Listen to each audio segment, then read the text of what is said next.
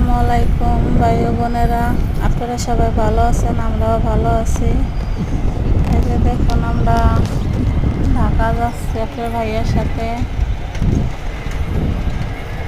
এখন আমরা ভ্যানে যাচ্ছি, অনেক রোদ,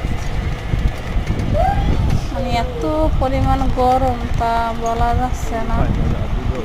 রাস্তায় রোদে অনেক তাপ, তা ভ্যানে যাচ্ছি তো বাতাস লাগতেছে গায়ে, আর চারিদিকে আবহাওয়া এটা একটু ভালো লাগতেছে। দেখছেন কলা গাছ, বিভিন্ন রকমের গাছ রাস্তার সাইডে লাগানো। গ্রামের বাড়ি এরকমেরই হয় আর কি, রাস্তাঘাটে নামলে একটু ভালো লাগে দেখতে। কীরকম লাগছে সবাই জানাবেন।